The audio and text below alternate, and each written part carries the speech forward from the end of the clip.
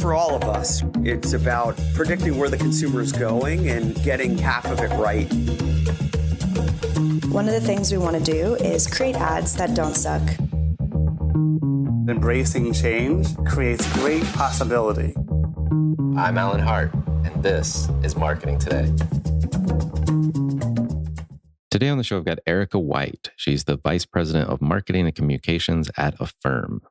Erica oversees the core functions of building Affirm's brand, including the brand and partner marketing, creative, paid activation, social media, and communications.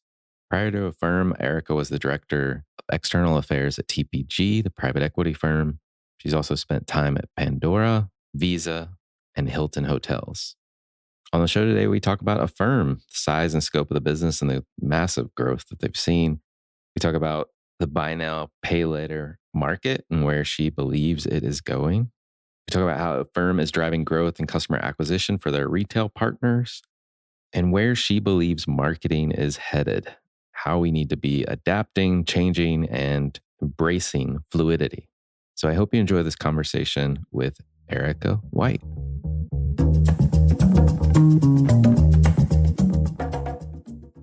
Well, Erica, welcome to the show. Thank you, Alan. Great to be here. Thanks for having me. Yeah, I'm excited to talk all things Affirm and buy now, pay later, and much, much more. But before we get into that, I hear you can credit one specific childhood teacher with inspiring your career journey to some extent. And I would just love to hear what kind of experience you had early on that led to that. You're right, Alan. I indeed had one very special teacher who I think influenced me a lot early in life, specifically my adolescence. Certainly not the only special teacher I had, but I don't know that most people remember their 6th, 7th, 8th grade teacher as well as I remember this one. And the reason I remember her so well and am so grateful that we crossed paths, not only just in my life, but at the time we did, is because I was a rather rambunctious student, not because I got bad grades or didn't like learning, but because I often got impatient at school.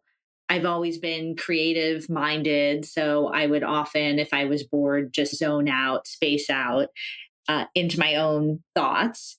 And I was also really social. So I looked at school as very much a social experience, perhaps more than most of my teachers at the time appreciated. But a lot of these behaviors really got the feedback put in my head that I was on the wrong track, had the wrong crowd, I had all this potential, and I was wasting it, which when you're 13 years old is not probably you're processing fully, a message you're processing fully in the moment, but is a tough thing to hear, and especially when you hear it from more than one source. But this one distinct teacher who taught an accelerated English and literature class, which ended up being my favorite subject, and who knows if that would have happened regardless of her or not, but she didn't focus on that with me at all, and really showed, without even saying it explicitly often, a lot of belief in my potential, and found ways to challenge me, both in my learning and in the way I interacted with the rest of the class around discussion, sharing of ideas, collaboration, etc. And I just felt that she saw something in me, and that really informed perspective of me seeing something in myself that others were missing at the time. So this is a wind up to really state that I believe if you can find a person in life, in your career, who just really believes in you and you feel like is really taking a chance on you, then that can breed an incredible amount of confidence for whatever situation you're in and beyond. And I went on to become a college professor, an adjunct college professor for a couple years during my career. And I always thought about that. I always thought about, this is a class of 50 some students, and they're not all going to remember me, but perhaps there's this one student in the class who thinks that they're not strong enough to have the career they want. It was a marketing class, or that they aren't creative enough for this discipline, or they aren't smart enough, they aren't analytical enough, something. And I knew if I could just get to one person and make them believe in themselves a little more, I could have that potential effect that I benefited from. I love that story and how influential. And not to talk about all those people that were telling you the other feedback, but they just didn't get you. Like they didn't get who you were and what you were capable of. That's so sad. I actually remember in my high school there was guidance counselors, and they're supposed to help you with your college, thinking about college. And there was this one that I went in with my list of colleges I wanted to go to, or think about applying to, and she was just kept redirecting me to, I hate to say this, but like lower tier colleges. And I was like, what? Why is she doing this? So I went to my friend's mom, was also the other guidance counselor, not the one I was assigned to. I remember going to her, and she knew me, because I would be at her house occasionally, and saying, this person's saying this, or pushing me in this direction. She was like, oh, forget that. You know what you want. Go after what you want. And I remember that as well. It's amazing, to your point, like when somebody sees your potential, how inspiring that can be, and also how motivating it can be. 100%. That's a great story from you as well. Yeah, no, hadn't thought about that in a long time. Thank you for sharing your story. I'd love to talk about, so from that early experience in school to you are now the VP of Marketing and Communications at Affirm. Where'd you get your business start, and what were some of the stops along the way? So my career journey has certainly not been linear. I think most people's aren't. There's certainly peaks, valleys, ups, downs, whatever you want to call it. But I will say I've had a really fun ride so far, and I'm looking forward to continuing it. I started my career at some really large brands. So Hilton was where I got my start, and it was for a role I was no doubt unqualified for. And that's not even me being modest. That's very practically speaking, that it was one of those open roles that looked like it might not be able to get filled, and someone put me up for it, and I came in and they took a chance on me, and I got to do some great things building brand strategy around the Hilton Honors program. This is going to date me a little bit, but launching the first social media channels for the DoubleTree brand of hotels. I still remember sitting around tables and talking about this thing called Twitter, and hey, was this going to be useful for connecting with our guests, or was this going to be just a complaint bin for our guests? And taking that, what felt like an incredibly risky step forward in putting our brand name, our brand page out there on Twitter. But I think the theme working across those big brands, and then from Hilton, I went to Visa, Pandora, the music company, not the jewelry company. And then I worked at a large private equity firm before coming to Affirm. I think there's a few things that I've looked for and that have pulled through in most every opportunity I've taken. And the first is a real connection to the company's mission or purpose. This has probably been the most acute for me at Affirm, because what we're essentially providing in a really simplistic sense is an alternative to credit cards. And I grew up with a virtual fear of credit cards. Maybe it was just my family's mentality and their upbringing, but they were these dangerous things that in the wrong hands with the wrong decisions could more or less ruin your life. If used incorrectly, these could ruin your life. And eventually I grew up and I started using it, but I was mentally trained to do not use this if you can't pay it off in 30 days. And it's still a bit of fearfulness of, I think most people I got to hit that 30-day mark. Otherwise, what's going to happen? It's going to get out of control. It's going to spiral. I can't do anything about it. And when I came across Affirm, I was like, oh my gosh, if this existed, then I wouldn't have had to look at my wallet and gasp in fear anytime I wanted to extend the time I had to pay for something. So I think that connection to mission has been really acute at Affirm. I think the other theme across these large companies and even through private equity is entering at a point of change and transformation. So just taking Visa as an example, I joined shortly after their IPO, and they were looking to operationalize, integrate with regions across the world that they hadn't been as integrated with before. And it was just a really seminal moment for the company that I had a chance to lean into. Pandora, similar theme, dissimilar story. I was there during the wave of on-demand listening, really rising in popularity and working for a very lean back radio type listening experience enterprise. I think that big, small companies, big brands, lesser known brands, there's these opportunities of transformations that I've gotten to tap into. And I would say the last thing that's been a theme on my career journey has really been looking for cultural permission to do and try different things. And even in big enterprises, those opportunities can exist. But in places like Affirm, when I started, I remember having very candid conversations coming out of a private equity firm that had investments in all sectors and all parts of the world. I got to have exposure to how marketing and communications teams were structured in pretty much any type of industry and in any geography. And there's no perfect right answer. It depends on the business. But I remember having these very direct conversations about, can we try to do it differently? Can we try and do it better? Because especially as digital and social became so much more pronounced and you had performance marketing emerging, it was really tough to figure out how to structure these teams, but also be efficient for a business. So I think the cultural permission to try different things and an openness to that is also something I've consistently sought out. Let's talk a little bit about Affirm. What is the state of the business today? Size, scope, type of customers, all that good stuff. So Affirm is in a really strong position as a business today. We have over 17 million active consumers, and we have over 290,000 merchants. And that covers more than 60% of US e-commerce. So that includes the likes of Amazon, Target, Walmart, our great partners at Shopify, et cetera. So we have a really big footprint to deliver benefits to merchants in the form of growth and to deliver benefits to merchant in the form of a more honest, transparent alternative to credit cards.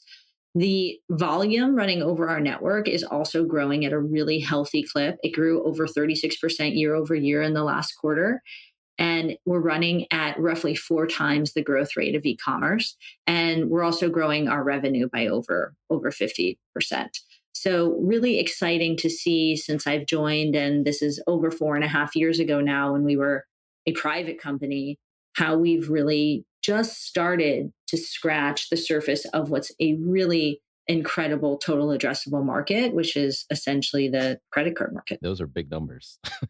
And you guys are not exciting small. ride. It's been an exciting ride and so much more ahead, like I said. Right. How do you think about what's special and unique about Affirm and the products that you offer? This question could take the rest of the podcast, but I think about a few key things if I'm going to hit the highlights. Yeah. The first is really transparency. I think that's where credit cards and just credit as an idea went really sideways. I love to read all different types of books. Probably many people listening to this have also read Sapiens, but I remember reading Sapiens, and in part of that book, we're covering the idea that, wow, this idea of taking a bet on yourself and saying, I think my financial future is going to be better than my financial present. That's essentially what credit is. And that's a beautiful, optimistic idea if it works.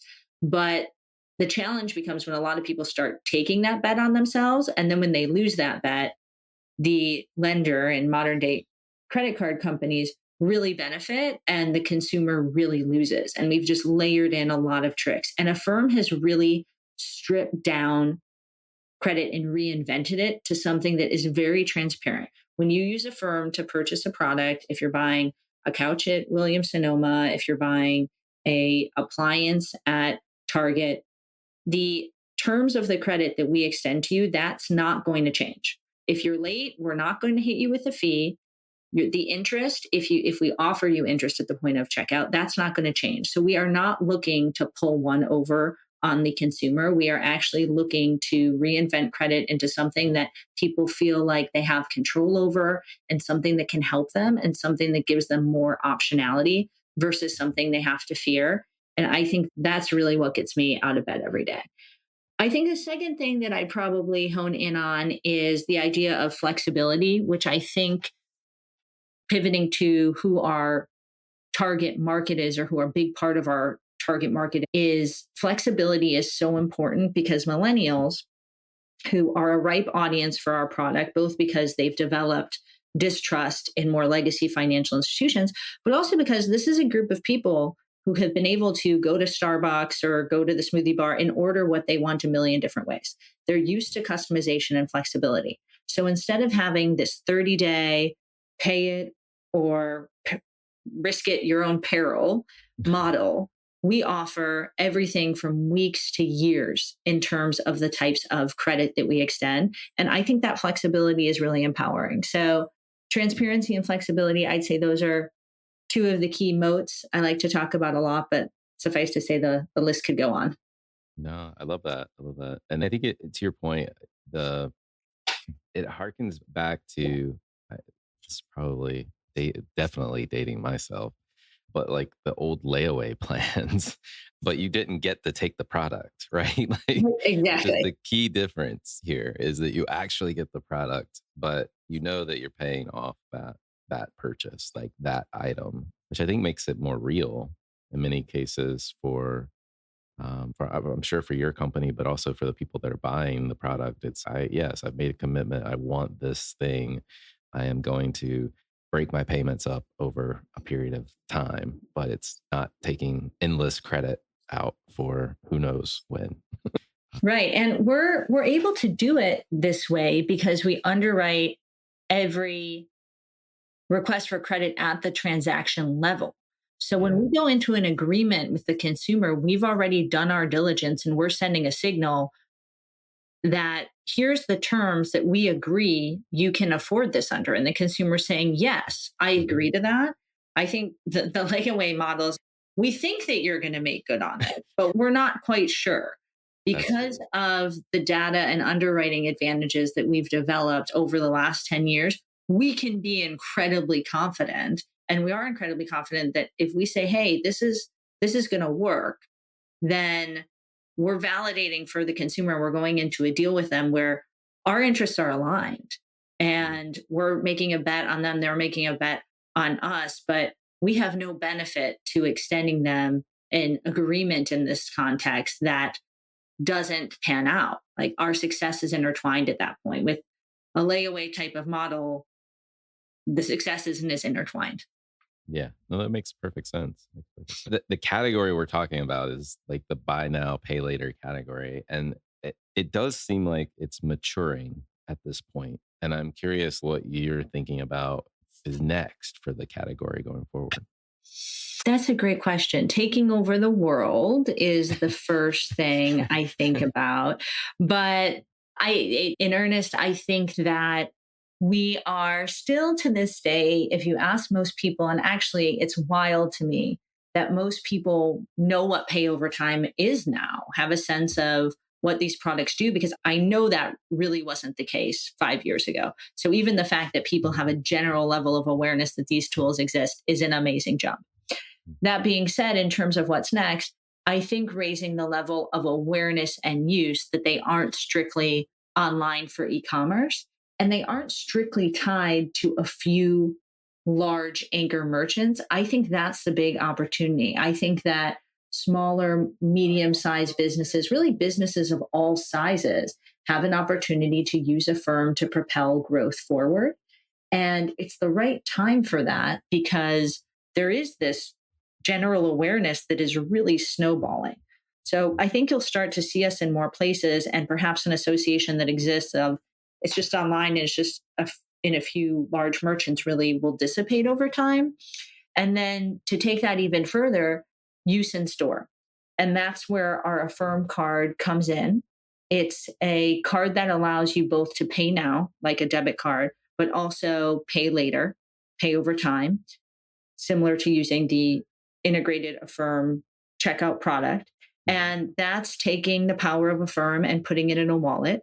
So if you're shopping in an offline environment, it's readily available to you too. So I think greater distribution and more offline transactions is what I think is going to be a huge frontier for us and for the industry at large. That's going to dramatically open up your market. you know that, but I'm just stating the explicit, I guess the obvious, being able to de-link, if you will, to the online transactions to get into the in-store, and just the flexibility. Like it comes back to those two areas that you talked about, what makes Affirm unique, transparency and flexibility. That's pretty cool. A lot of work. Definitely, but all really exciting. How does retail and merchant partners, you talked about 290,000 merchants, how does Affirm help them, if you will? What is that value equation for them in terms of helping drive growth, customer acquisition, that kind of thing? It's a great question because a lot of this fundamentally comes down to what's the pitch. And sometimes I'm even pitching marketers on the other side of the table. So I think about this a lot. And fundamentally, Affirm is a revenue accelerator for our merchant network. If we don't drive growth and increase cart sizes, we aren't delivering what we can and should for them, quite frankly. So we see on average about a 60% increase in cart sizes and conversion when using Affirm. And that is also, to the previous conversation we're having, that's also because there's becoming such a big demand that we're actually finding we're bringing new audiences to retailers. So we recently ran a survey that said nearly half of consumers and 68% of millennials won't complete a purchase if a retailer doesn't offer a pay over time option at checkout. So they'll actually abandon a cart if they don't see that option available. So we're delivering this audience and these growth opportunities to make a transaction more safe, more honest, make a consumer feel more in control. And especially as retailers' budgets change and they're always looking for new opportunities to drive growth, reach new people, I think it's a really ideal time for us and an ideal entry point. And I'm really excited about a lot of the marketing campaigns that we're actually doing with retailers to promote Affirm within their channels, because they're already capturing a lot of intent and creating a lot of demand. And by partnering together, we can really capitalize on that demand and that intent in a way that's mutually beneficial. Let's talk a little bit more about marketing. So, you are leading marketing. Marketing is also, as a function, constantly shifting, changing. What do you think about the role or the job of marketing and marketers? Marketing is indeed always changing and shifting, and therefore a marketer's job is changing all the time. I think there's a few qualities that, regardless of where a company or an industry is, I found to be pretty universally important for marketers. The first one is you have to love selling your product, because big budget, small budget, fundamentally, when you come to the job every day, you have to believe in what you're selling. You have to want and like to sell it yourself, and even want and like to sell it when you're outside of the work context. So I think that in the absence of that passion, it's really hard to be an effective marketer in any environment. I think more specific to perhaps now, when we've been in an uncertain macro environment, a lot of companies might be looking at more conservative or more flexible budgets. I think that smart risk taking has become something that I'm increasingly focused on when we're hiring marketers on our team, or when I'm evaluating what those key attributes for success are. I think a lot of marketers tend to be pretty risk averse, and that's not a terrible thing. However, I think that business is always asking itself, how can we move faster, better, smarter? And marketing has to be right there with it.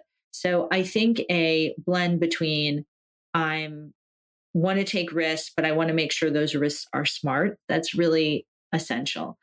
And as a subpoint to that, an open-mindedness that marketers can deliver value in any environment, on any budget. Maybe not the exact same KPIs as a year before when you had twice the budget, but that's where the real challenge of the job comes in, is how can I find new markets, new opportunities for value creation? And one of the ways we've been looking at doing that at Affirm over the past 6 to 12 months is starting to build on the relationships that we already have with major retail brands and talking to them about how we unlock more access to this very large, very engaged consumer base that Affirm has. And we've done that by including them in marketing placements, building custom campaigns, building custom financing packages for them, but finding new ways for me to tell marketing counterparts that they can unlock a really valuable audience, leveraging our data and the relationships that we've built with them. So that wasn't something I had nearly thought of three years or even, let alone when I showed up here. But as you have to stay flexible and nimble, take those smart risks and find new edges to deliver value to the business, I think those are that's a good example of one way I've been thinking about it. Yeah, no, I love the notion of trying to figure out how to unlock value and drive value creation. You've worked at quite a variety of businesses, from hotels with Hilton, payment network with Visa, Pandora from an entertainment app and subscription type business, to, I'm sure, counseling the PE firm portfolio companies, and now Affirm. And just, I guess maybe one follow up is like, all of those different business models, all of those different learnings, it seems like it was a ripe environment to hone your skills, if you will, on how and where those value levers were to pull. Is that fair to say? Or I think that's fair to say, but I will also say you don't always get it. I certainly haven't always gotten it right. And that's where the smart risk taking comes to play, right? It's finding those edges, taking into account, where does the business need to go? What are the financial parameters for me to run my part of the business? What's the cultural permission to take risks? How much risk am I going to ask my team to spend time on versus going after those programs that I know deliver these results? I think your evaluation is very fair, that I had an opportunity to learn from a lot of smart people and see how a lot of different businesses at different scales operated. But I also don't want to shy away from the fact that getting a lot of reps and just knowing that not every rep is going to work out as well as the last one is a big part of how I've gotten where I am today. I know you also refreshed Affirm's brand last year. How did you think about the role of, brand and what the brand needed to do as it related to your overall marketing mix? So the brand refresh was a really exciting project last year.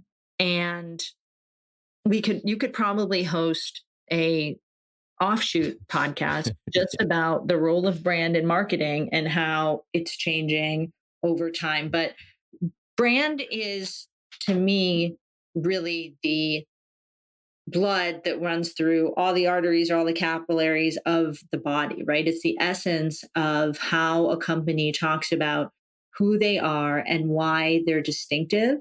And then marketing is what gets the consumer to care about that. I think for any company thinking about brand in the context of their marketing mix, I actually challenge this a little bit, because I think that brand thought in a vacuum of the marketing mix is probably limiting and not really allowing brand to play that full role of flowing through the entire body, if you will. I like to think about brand really in the context of the business and the business's overall values and operations. So when rolling out this brand refresh, we engaged cross-functional partners really heavily. We didn't do hey, go off in a private room marketing team, make all the magic happen, and then have a big unveil. And we dealt with cross-functional partners in so many different parts of the business that before we rolled this out broadly internally, we said, does this feel authentic to you? Do you see our values showing through? And I think we're pretty fortunate because we got so much positive feedback, which there's a risk in there, right? But that to me is so critical for having brands stretch well beyond the marketing department and fundamentally to the way sales shows up with clients, to the way customer operations professionals talk to somebody when they call and have a problem. So I guess that's a few top line thoughts, maybe rejecting part of the premise of the question. Yeah, no, it makes sense. It makes sense. I appreciate the push. I agree with you. Brand is almost like the embodiment of what the business is delivering to the market in all aspects of it. So I think that's good. I think it's really good. And I like the fact that you highlighted bringing all the various stakeholders into the process. I do see that not all businesses do that. And it invariably, I think, ends up better when you do involve people into the process and open it up a little bit. I think you get to a better place. Yeah, everybody enjoys going backstage at the show. That's a great way to put it. That's a really great way to put it. I want to switch gears. We know you had a formidable experience in your education, but I love to get to know folks even a little bit deeper. And my favorite question to ask everyone that comes on the show is, what experience of your past defines or makes up who you are today?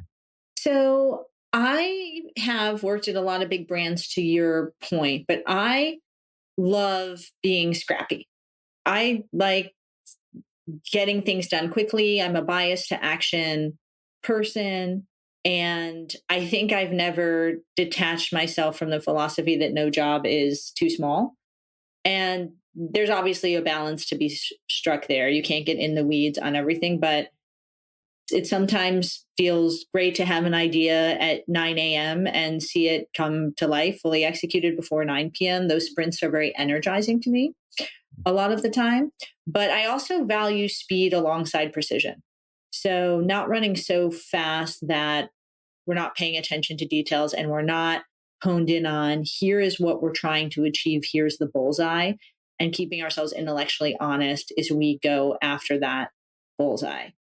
I would also say that for me, fluidity, I've continually seen and tried to keep seeing as a feature versus a bug. So I like to stay looking for new opportunities, changing, keeping things dynamic, not to the point where it's disruptive. But I think the fact that I've had these exposure to different industries, worked in different parts of the world, that's been really energizing for me over time. And even if it's within the same company like Affirm, where I've been for a little while, keeping that startup in perpetual motion, things are constantly changing mindset, and that's okay. I think that defines me quite a bit. I like that. I like the notion of fluidity. I haven't heard anyone put it quite like that, but I like what you're talking about. What advice would you give your younger self if you were starting this journey all over again? At the risk of saying something basic, I would probably tell myself to read more books, because I wouldn't have realized how much less time I have to read as a working adult and a working parent. So I wish I read more on a practical level, but that's a very basic answer. I think I would tell myself to keep investing in people and relationships. And I think I did a lot of that, but I would reassure myself that really nurturing relationships over time has been so beneficial to me in my career. And there's still nothing like catching up with old friends who, at this point, a lot of whom I've had a professional intersection with. And often it becomes the last thing on your list. And, oh, should I reach out to this person? And I feel bad asking for a favor, but I really want their advice. And just, I double down on telling myself not to overthink that, because especially in this business, relationships are such an important currency and so critical to idea sharing. I'm glad I spent time there, and I would probably reassure my younger self that that's the right thing to do and do it as much as possible. Is there a topic that either you're trying to learn more about or you think marketers should be learning more about today? At the risk of giving a very unoriginal answer about a topic that I'm trying to learn more about and encourage marketers I work with to learn more about, I have to say AI. Again, not an original answer, but I think if you're not trying to learn about AI and you work in marketing, that's probably a problem. And I think that's probably a problem because it's an expectation now, or it's going to be an expectation very soon for you to be thinking about in your job. And this is another thing that I think it's better to embrace it than to be afraid of it, and ask yourself, what can it do to make me, to make my team more efficient? And at this stage, and I haven't learned everything, but I have very strong conviction that creative judgment is not something we're going to lean on AI for anytime soon. But I also think that there's, through Midjourney and other tools, a lot of creative leverage and a lot more volume that we can get to breed more testing, more results, more learnings faster. And I know it can be a very taboo topic because I think it's easy to be binary. Oh, AI is so far off, it just can't do what I do. Or, oh, AI is going to replace everything. And the answer, like most things, is probably somewhere in between. But I think that marketers should be on a path towards navigating what that balance is in the context of their work and their business. No, I agree with you. And I think the people that I've seen use it best are using it as another tool in their creative process, almost as a, in the best case, almost like as a partner in the creative process is maybe the best way to describe it. A friend of mine, former creative director, an agency we work together, she's done so many public experiments, just sharing all this stuff on LinkedIn and other places. But I'm just fascinated with what she comes up with, like the creativity of the combination of her and whatever AI tool she's using that day is so much more powerful than even the ideas that she would come up with by herself with another partner, human partner before. And I think, to your point, I don't think we'll be able to default to the creative direction, or I can't remember exactly how you put it, but I agree with that way. It's the combination of the two that's going to unlock additional creativity, I believe, in the future. Right. And I think the way you phrased it as a partner is super interesting and a nice way to get out of a binary mindset if you're in one. Yeah, exactly. And I'll give you one example of something she built, and I'll try to link to it in the show notes for those listeners that are listening to this and want to check it out. But she built like a fashion advice bot that I think you could snap a picture and then it would give you 4 different perspectives from 4 different famous designers. And you think about that, you're like, wow, that's one is kitschy and cool. I think it took her like 1 day to do. So it was very fast to prototype. But it also, if you think about it, now you've got 4 different perspectives. They're not all going to agree. And so as you're thinking about improving your creative process going forward, whether it's like picking out a new outfit or designing the next great ad, now you're actually injecting more opinions into the process than you might have otherwise. Mm-hmm.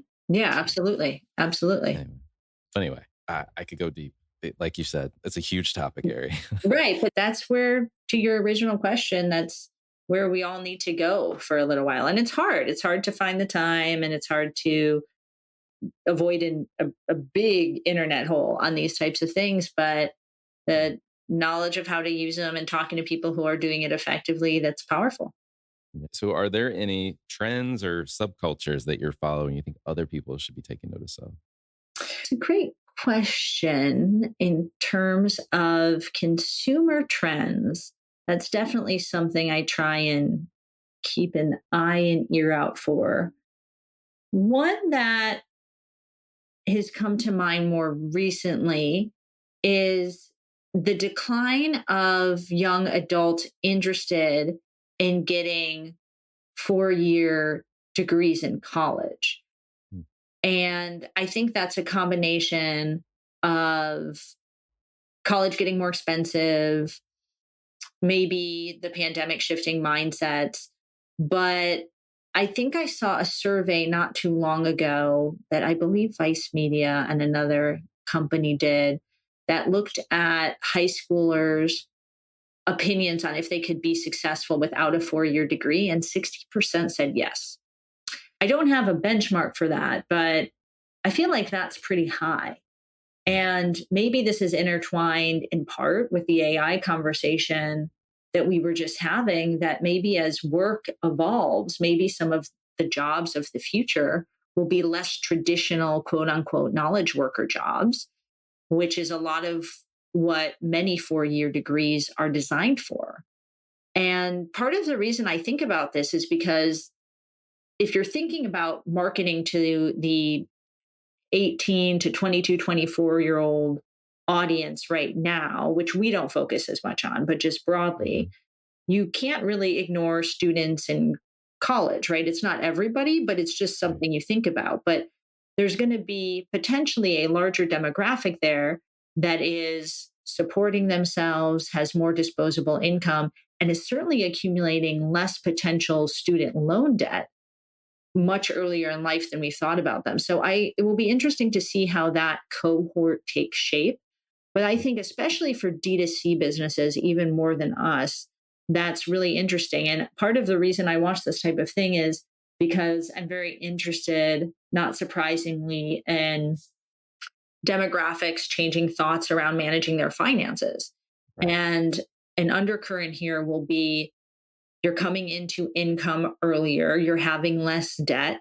Does that make you financially savvier earlier, more conservative? But there's a lot we could go into here, but I think it's an interesting trend and something I'm just keeping an eye on, maybe partially because I'm already somewhat fearful of how much college will potentially cost for my kids, but that's a different story.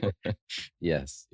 With a 16-year-old, it's starting to hit me in the face already. I bet. Yeah, it is not going to be a fun ride. But yeah, I agree with you. And there's other implications to like a business model like you guys as well, or anybody that's offering financial services is like, how do you're breaking in part some of the underwriting models that have been built up over time that may no longer apply. And so we've got to find new signals for what's good credit or a good underwriting scenario versus a non-underwriting scenario. So to figure out there, but super interesting trend. Last question for you. What do you think is the largest opportunity or threat facing marketers today? I'm an optimist most all of the time, not 100% of the time, but most all of the time. But I'll probably take a threat in this case because I do think the biggest risk to marketers pretty consistently is inertia and a lack of agility and doing the same things over and expecting outcomes to magically get better. I think change is the clip of change and the learning curves associated with this craft have only gotten steeper and sharper over time. And it's really hard to stay ahead of all of them. So I think there's a combination of taking every opportunity to stay ahead of them, but also at minimum, not being threatened by them. And I think the best way to do that is to stay agile. And just to take a quick example, sunsetting of cookies is a good one here because I think there's a lot of businesses that have been really dependent on cookies for their marketing. And I hope a lot of them aren't holding on for dear life just to see how long this gets pushed back and what happens. You got to have a plan to pivot. You got to have a plan to test and learn because so much is changing all the time. And I think that's a threat and an opportunity. Yeah, no, I agree with you, especially on that specific topic. If you are not already doing something right now, you are way late to the game. Hopefully people are not waiting, but I'm sure there are some out there that are. If I was playing the finance game and I could figure out who they were and short them, because it's going to be a bloodbath. Erica, thank you so much for coming on the show. It's been fascinating to learn about your business, how you think about marketing and what marketing and marketers need to be doing. I appreciate all your thinking today. Thanks, Alan. I really appreciate the time. It was great chatting with you. Hi, it's Alan again. Marketing Today was created and produced by me with post-production support from Sam Robertson. If you're new to Marketing Today, please feel free to write us a review on iTunes or your favorite listening platform. Don't forget to subscribe on marketingtodaypodcast.com. Tell your friends and colleagues about the show. I love hearing from listeners. You can contact me at marketingtodaypodcast.com. There you'll also find complete show notes and links to what was discussed in the episode today, and you can search our archives. I'm Alan Hart, and this is Marketing.